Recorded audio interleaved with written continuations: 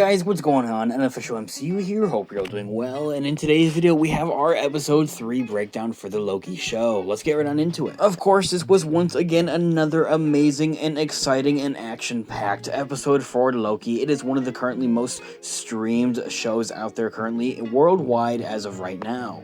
Two things before we get started, I must say, of course this is really obvious, but I'm of course always going to throw it out there. There are spoilers for the Loki show, so click off now if you haven't seen it. The second thing is, apologies for this, overall video being super late and the delay on this video. I've been really busy with some other separate projects, but with that, let's just get right on into what we exactly here saw in episode 3 of Loki. First of all, of course, as we know, in episode 2, we saw the one thing, the birth of the multiverse, which is something I totally did not expect whatsoever. That's something I would have thought we would have seen by the end of the overall series, or maybe not even in the series at all, but instead they gave it to us right there and then in this second episode, which is one thing for, of course, I thought was really crazy and exciting. Of course, we have our episode 2 for the Loki show here on the channel. It's here in a playlist called Loki Breakdowns, of course, so go check that one out after or before, or click off now, pause the video, whatever the case may be, and go check that out for sure. Now, I gotta give it to Marvel. I'm not exactly sure how they're able to pull off so many great series, shows, movies, projects, you name it.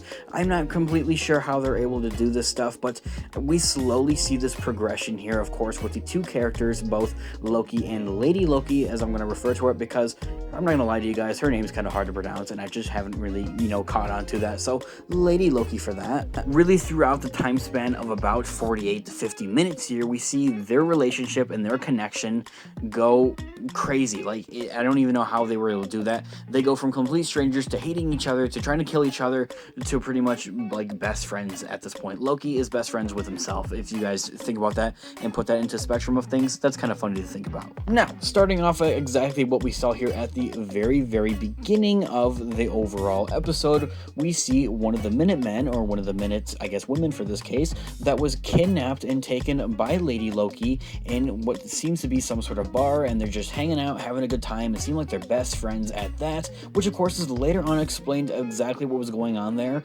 later on in the episode, which I thought was really cool and really interesting, how they kind of give us a little sneak peek and a little bit of a teaser there.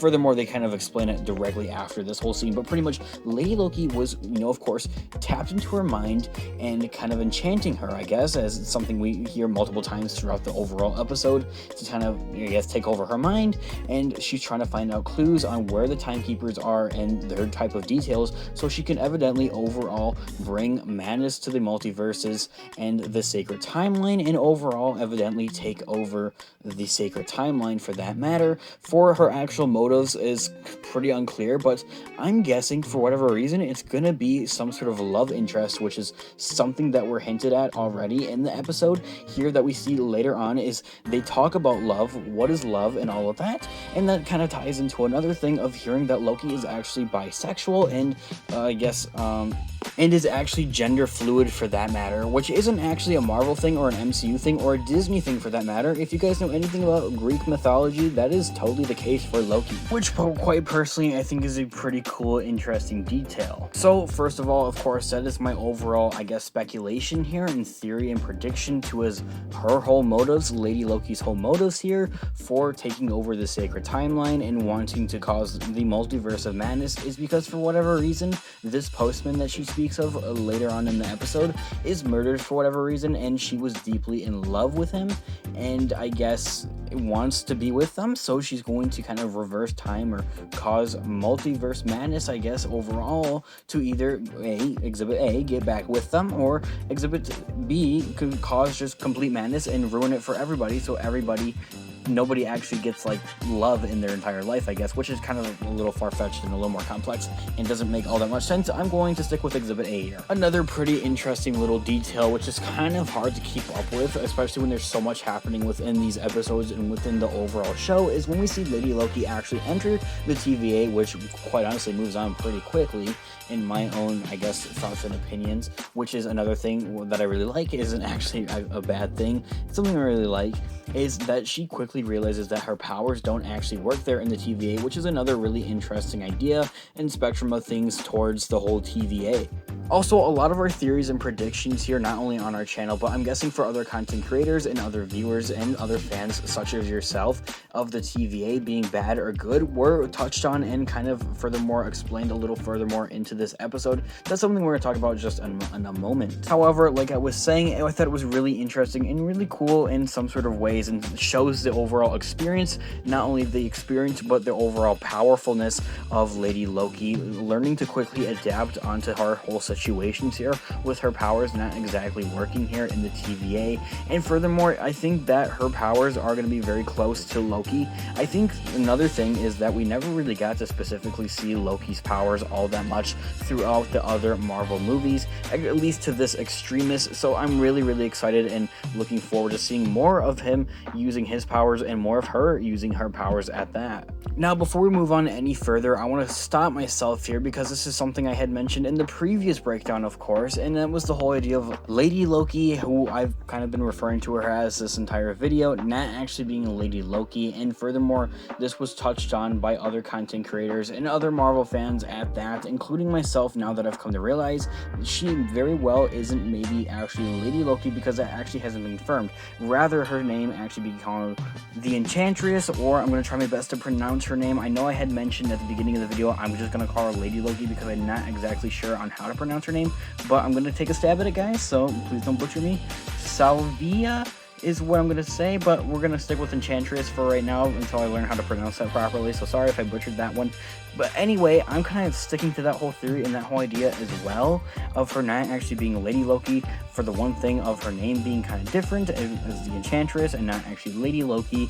And number two, that other Marvel fans had kind of brought this up, is the fact that her name would just be Lady Loki if she was Lady Loki, and rather than be going by the Enchantress.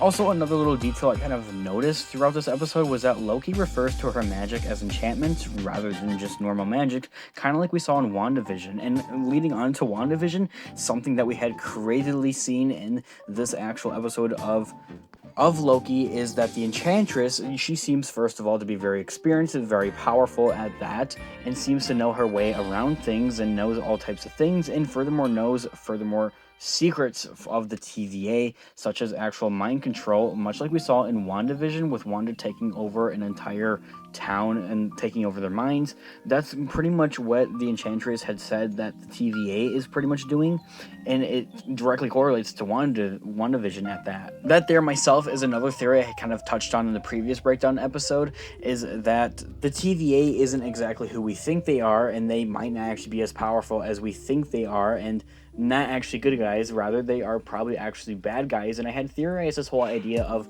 the overall collapse of the TVA, which leads on to Doctor Strange 2 in the Multiverse of Madness. Rather than a TVA still being around to fix it, they aren't evidently around to fix it, and that's why Doctor Strange is the one that fixes the Multiverse of Madness and fixes and restores peace to the sacred timeline.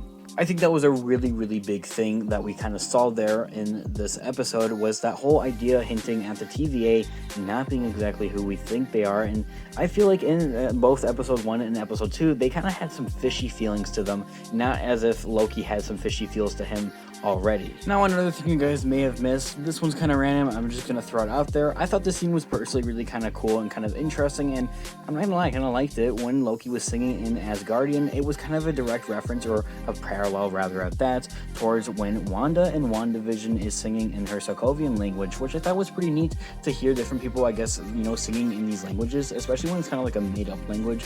It's really interesting to see and hear. Now then, moving on to the really good part here that we saw at the end of the episode. First of all, I had to rewind this myself because I thought it was absolutely amazing and really stunning. It just blew me away, guys. As a movie nerd and a filmmaking nerd at that, I'm really into camera angles and how all that kind of works. And if you guys have ever seen that movie 1917, which is a war movie, they do a lot of cool camera angles that we kind of saw that in this actual episode towards the end. We see one continuous rolling shot that literally rolls for like 5 to 10 minutes before the actual apocalypse happens and the moon collapses down onto the ark.